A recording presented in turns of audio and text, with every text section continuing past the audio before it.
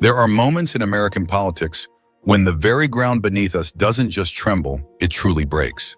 And in Minnesota, over these past few days, that fracture has been loud enough to cause deep concern in Washington, to rightly trouble Ilhan Omar's inner circle, and to trigger one of the most resolute federal responses we've witnessed in years. Because what investigators uncovered wasn't just mere fraud, it wasn't simply corruption, it wasn't even just another welfare scandal. No, my friends, it was something far darker, something that truly shook our conscience. Minnesota taxpayer money traced directly into the hands of a foreign terrorist organization. And the moment President Trump received this briefing, he acted with a clear conviction. He didn't hesitate. He didn't stall. He ordered what some are calling a direct federal takeover of the situation, including an immediate termination of protected status for nearly 1,000 Somali nationals. And when Ilhan Omar heard this, her reaction spoke volumes. The immediate visible distress, the clear denial, and the very unraveling of her position. Today, we, Joel Osteen, a televangelist and businessman, are going to break down exactly what happened, why Minnesota erupted, how this fraud was tragically tied to terror, and why President Trump's response is sending profound ripple effects through the political landscape. So allow me to walk you through this step by step, because what's unfolding right now isn't just a Minnesota story, it's a pivotal turning point for our entire country. You know, when I first heard about this, my initial thought was, how does something this monumental remain hidden for so long? How can fraud of this scale involving this many people not trigger alarms earlier? But then, as you begin to examine the details, you realize this wasn't an accident. This wasn't a few isolated bad actors slipping through the cracks. No, this was a coordinated network operating brazenly, exploiting every vulnerability in the system they could find. And that, my friends, is what makes it alarming. Because when investigators finally connected these crucial dots, they didn't just find stolen welfare dollars. They uncovered a pipeline, a system that was funneling American taxpayer money overseas, straight into territories controlled by one of the most dangerous terrorist groups in East Africa.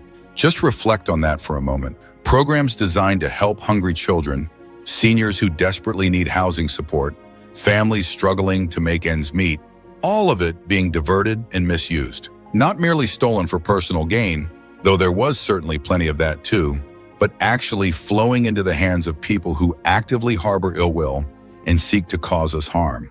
Now, the sheer scale of what we're discussing here is staggering. Federal prosecutors have filed charges against somewhere between 70 and 80 individuals so far. And we're not talking about small-time theft. The total amount involved is well over $250 million. Just let that truly resonate with you. $250 million, perhaps even more, taken from programs meant to feed children and house vulnerable Americans. And here's what truly weighs on my heart. This wasn't a sophisticated high-tech operation. It wasn't hackers breaching secure databases or masterminds manipulating complex financial instruments. It was simpler than that. And in some ways, that makes it even more troubling because it means the systems we have in place, the safeguards we assume are protecting taxpayer money, they just weren't working effectively, or perhaps they were being deliberately ignored. Let me share an example of how brazen this whole operation truly was. There was one entity they called a safari restaurant that claimed to be serving thousands of meals every single day. We're talking about feeding what would amount to a small army of children 7 days a week. But when investigators examined their actual food expenses, they found barely a couple of $1,000s. Now, I don't know if you've ever tried to feed a large group of people, but I can tell you, my friends, you cannot feed an army on that kind of budget. You simply cannot. The math just doesn't work. But it can disguise something else entirely. It can create the appearance of a legitimate operation while the real money gets channeled somewhere completely different. And that's exactly what was happening. This operation was acting like a central hub, taking in federal nutrition dollars and then pushing them out through what they called charitable operations. But these weren't charities in any true sense. They were merely vehicles for moving money. And once you understand that basic structure, everything else starts to make sense. The impossible numbers, the fabricated documentation, the shell companies operating out of mailbox addresses. One of the more recent arrests really drives this point home. There was an individual who had already been removed from a federal assistance program years ago for suspected fraud, already caught, already flagged, and yet somehow Minnesota officials approved him to receive child nutrition funds once again. He went on to wire over $100,000 overseas, paid tens of thousands in kickbacks, and even acquired property using these stolen funds. How does that happen? How does someone with a documented history of fraud get approved for more federal money? That's the question a lot of Minnesota residents are asking right now, and regrettably, they're not getting satisfactory answers. Then there's another case that almost defies belief in its absurdity, yet it's profoundly serious when we consider its implications. There was a defendant operating out of a small town claiming to serve 6,000 meals a day. 6,000, my friends, in a town with half that population. Think about the logistics of that for a second. Even if every single person in that town, every man, woman, child, and infant, ate 2 meals from this program every day, the numbers still wouldn't add up, but nobody caught it. Or if they did, they failed to act on it. This isn't merely fraud, it's a deeply entrenched system of disregard for what is right, a criminal ecosystem, and it operated for years, growing larger and more brazen with each passing month because the oversight just wasn't there. Or worse, because people who should have been watching decided to look the other way. But then this narrative takes a more somber turn, because as massive as this welfare fraud was, investigators started noticing something else. Money wasn't just being stolen and spent on luxury items or property or kickbacks. A significant portion of it was leaving the country entirely, flowing back to Somalia through informal money transfer networks. Now you might think, okay, people sending money back to their home country to support family, that's not inherently criminal, right? And you would be correct. Remittances are a normal part of the global economy. Millions of people around the world send money back home to help relatives. But here's the problem. When you're using informal channels to move money, especially into regions controlled by militant groups, those transactions don't go untaxed. In Somalia, al-Shabaab, which is linked to al-Qaeda and designated as a foreign terrorist organization by the United States, controls significant territory, and they fund their operations in part by taxing money that flows through their areas.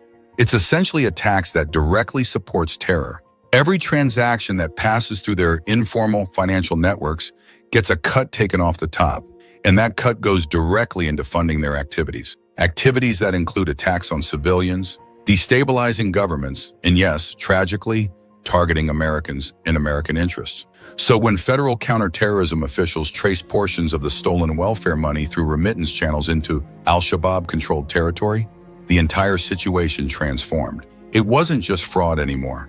It became a profound national security concern.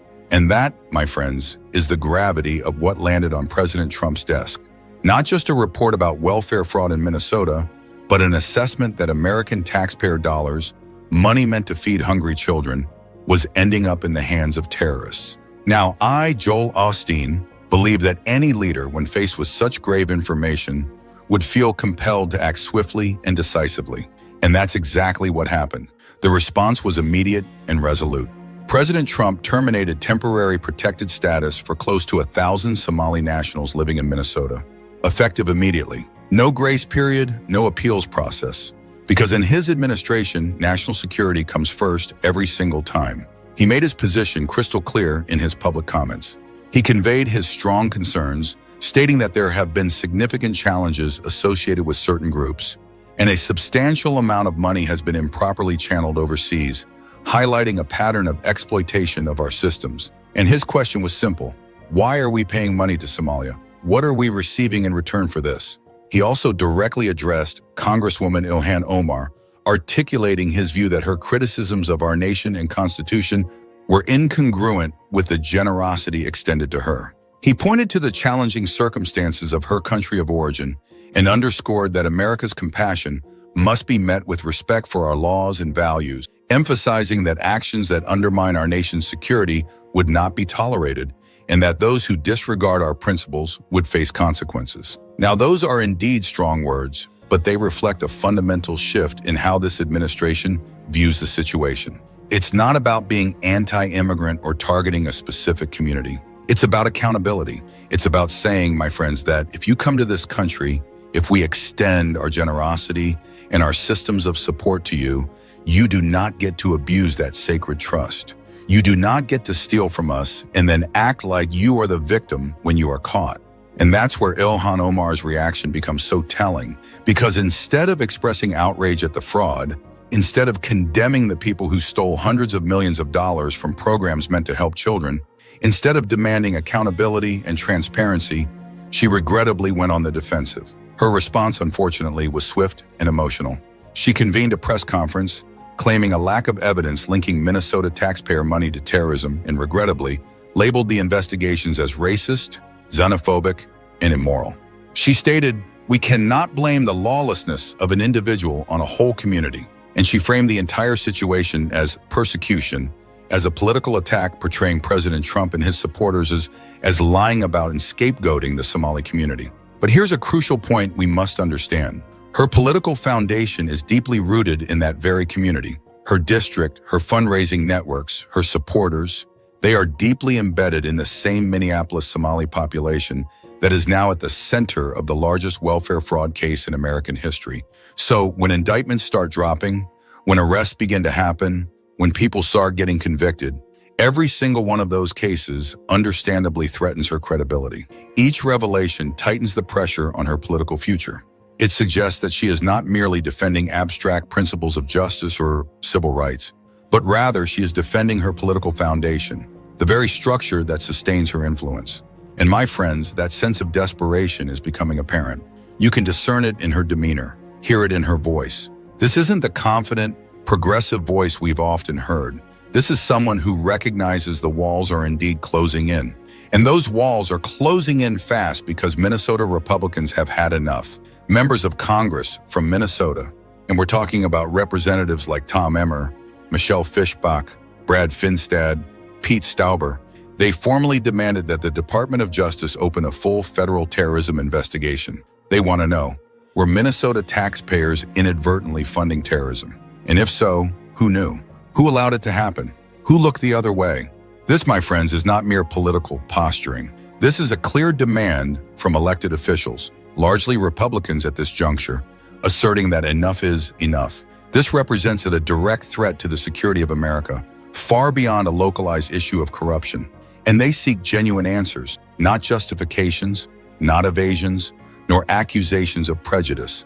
They seek to understand how over 70 individuals could be indicted, how $250 million could be misappropriated, and how our oversight systems failed to detect this until it became a profound national concern. Meanwhile, the Department of Homeland Security, the Department of Justice, and the Treasury Department are now moving in lockstep. They've been ordered to dismantle every remittance pipeline that could be feeding terror networks abroad. They're reviewing vetting standards for refugees and asylum seekers. They're looking at whether remittance networks should be reclassified as monitored financial channels because of this terrorist taxation issue.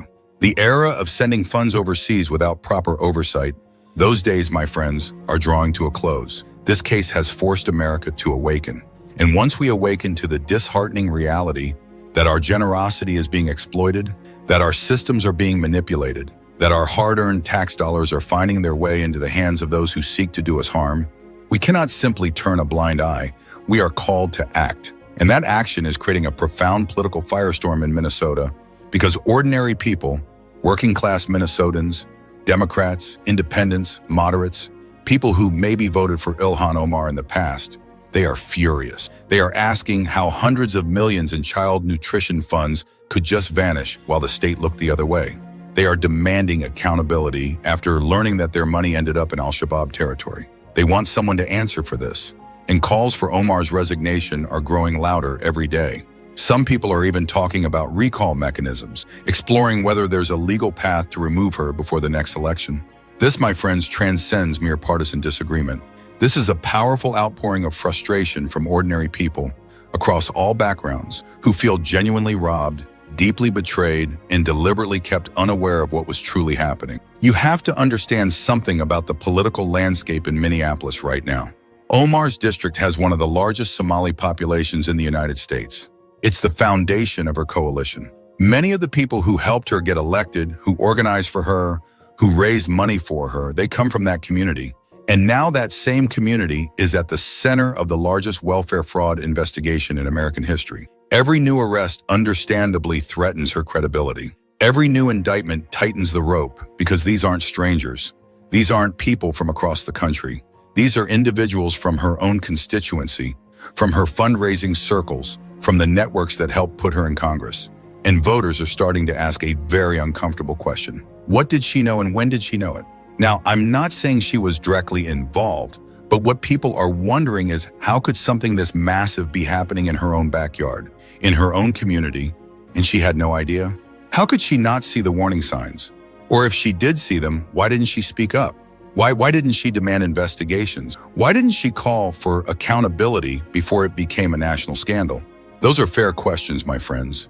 And the fact that she's responding with anger and accusations rather than transparency and cooperation, that regrettably does not strengthen her position. It gives the appearance of defensiveness. It suggests a greater concern for protecting her political foundation than for upholding the integrity of vital federal programs or ensuring the safety of American citizens. And here's where things get really interesting, because this isn't just about Ilhan Omar. This is about a much bigger ideological battle that's playing out across our country. It's about identity politics versus national security. It's about tribal loyalty versus American citizenship. It's about whether we prioritize protecting specific ethnic communities or protecting the nation as a whole. It appears to Joel Osteen, as a televangelist and businessman, that Congresswoman Omar's broader perspective seems rooted in an ideology that views America through a lens of past injustices. And I share this observation not lightly, but with a sense of gravity. Within this framework, there's a troubling perception where acts against the nation are sometimes rationalized, seen not as wrongdoing, but as a form of restitution. It suggests a shifting of loyalty, not primarily to the nation, but rather to an individual's ethnic identity, their tribal connections, or their community of origin. This perspective can manifest in contradictions, such as when she publicly declares, "Somalis are not terrorizing this nation. We are the fabric of America," while at the same time it has been reported that she privately expressed to her own community a desire to return to Somalia to raise her children. These two statements, when viewed together, reveal a profound contradiction at the core of her political identity. It suggests a loyalty that can appear situational, where the embrace of American identity is convenient, but deeper allegiances may lie elsewhere. Now let's consider President Trump's message. His approach is clear. America must safeguard its own. A foundational loyalty to this nation is the expectation. Fraud linked to terrorism will be met with unwavering resolve. He emphasizes that when individuals come to this country, the expectation is to integrate, to contribute, and to truly embrace the American spirit, not just in name, but in heart. And he asserts, if one abuses our collective generosity, if one exploits our established systems, and especially if our resources are funneled to groups that seek to harm us, then remaining here is not an option. One approach, it seems, weakens the very fabric of our nation, while the other strives to protect it. And polling, my friends, shows Americans overwhelmingly side with President Trump on this. Because when taxpayer dollars end up in terror-controlled territory, people are not concerned with identity politics. They seek security, they demand accountability, and they expect their government to prioritize the well-being of American citizens.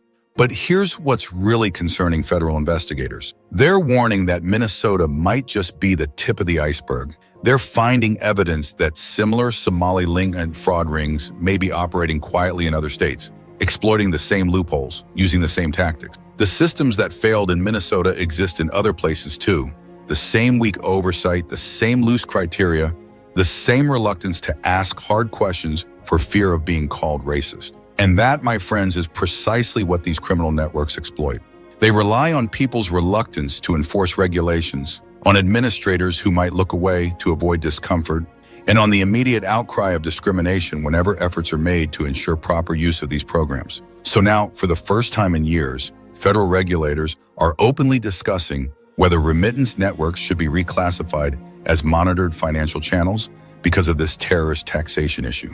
Because of the national security implications, the government is considering whether money flowing to certain high-risk countries needs to be tracked and regulated the way we track other financial transactions that could fund terrorism. The days of sending money overseas with no oversight, no questions asked, those days are ending. This case has forced America to wake up. And once you understand that hostile groups are exploiting your generosity, you can't just ignore it. You have to close the loopholes. You have to tighten the vetting. You have to protect the homeland. And under this administration, national security is not negotiable. It's a priority, which means TPS protections for other high-risk countries are now under review. Refugee vetting standards that were relaxed for years are tightening again under President Trump, and states are being put on notice.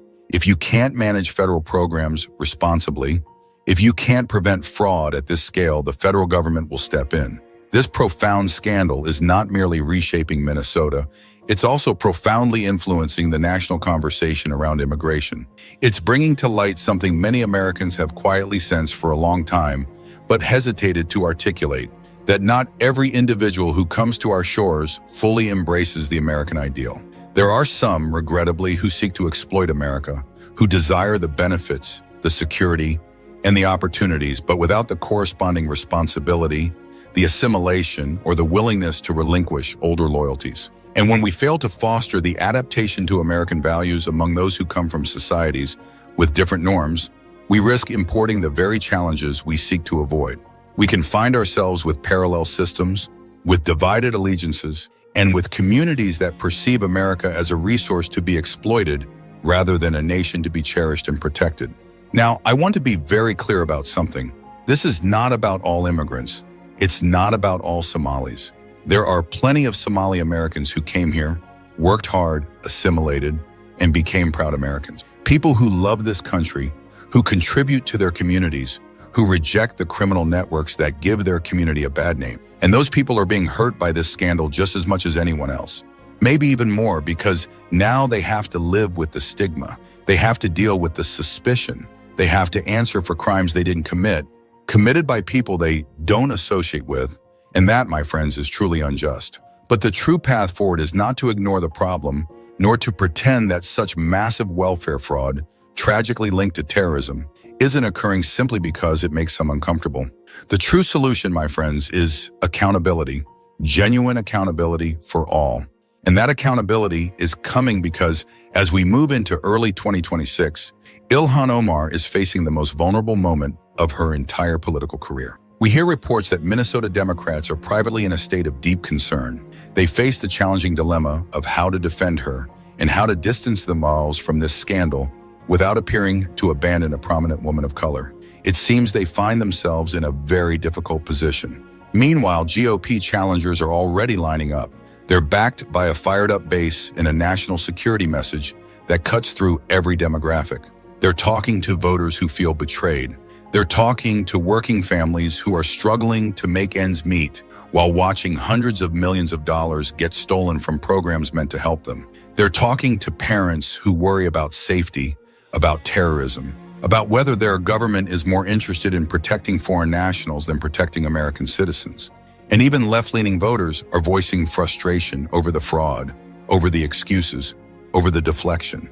They're tired of being told that asking questions is racist. They're tired of being told that demanding accountability is xenophobic. They're tired of watching their communities suffer while politicians play identity politics games. For the first time since she was elected, Congresswoman Omar's position is not merely being challenged, it appears to be genuinely endangered, and everyone in Washington knows it.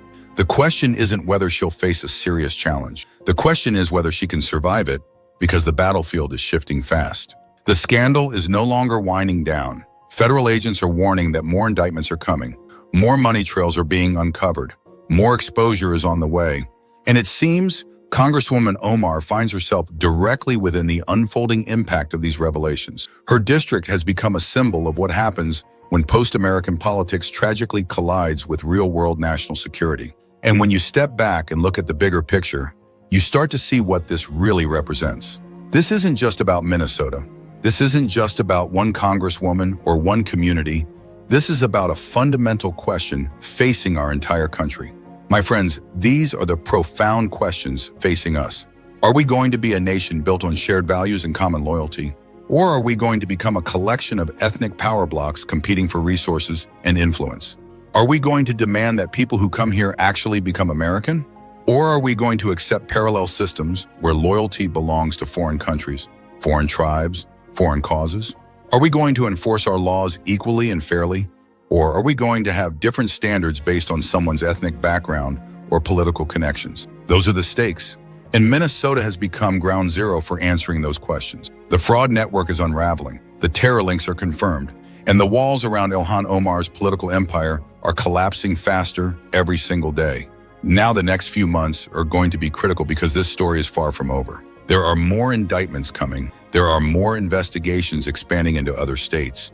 There are policy changes being implemented at the federal level that will reshape how we handle refugee, vetting, remittances, and fraud prevention. And there's an election coming in 2026 that could fundamentally alter the political landscape in Minnesota. Our country is watching. Americans are demanding answers. And for the first time in a long time, it feels like those answers might actually come because the Trump administration isn't backing down. They are not issuing apologies. They are not engaging in the customary political posturing we sometimes see in Washington, where outrage is temporary and then fades. Instead, they are approaching this situation with the gravity it deserves, recognizing it as a genuine national security emergency. They're mobilizing federal resources. They're cutting off protection status. They're investigating remittance networks. They're demanding accountability from state officials who let this happen. And they're making it clear that America will not fund terrorism, directly or indirectly, ever again.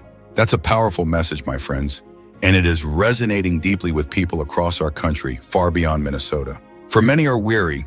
They are weary of being taken advantage of, weary of witnessing their generosity being exploited, and weary of seeing those who commit massive fraud escape accountability simply because enforcing the law might be politically challenging. And so, what began as an investigation into welfare fraud has now grown into something far more significant. It has become a pivotal moment, a time when America must truly decide what kind of nation we aspire to be. Will we be a country that steadfastly protects its citizens and upholds its fundamental values? Or will we be a nation too timid, too concerned with superficial labels to enforce its own laws? And based on what we are witnessing unfold in Minnesota right now, based on the determined federal response, based on the genuine grassroots frustration, and the political realignment that is taking place, it appears, my friends, that America is choosing the former path. It is choosing accountability. It is choosing security. It is choosing to place its own citizens first. My friends, as we reflect on these profound events, let us commit to upholding integrity, demanding truth, and ensuring our nation stands strong, founded on principles of justice and righteousness. Let us pray for discernment for our leaders and for the healing of our land, so that the choices we make now, the accountability we demand, and the standards we enforce will build a brighter, more secure future for every generation. Stay engaged, stay prayerful, and let's believe for the very best for America. God bless you, and God bless America.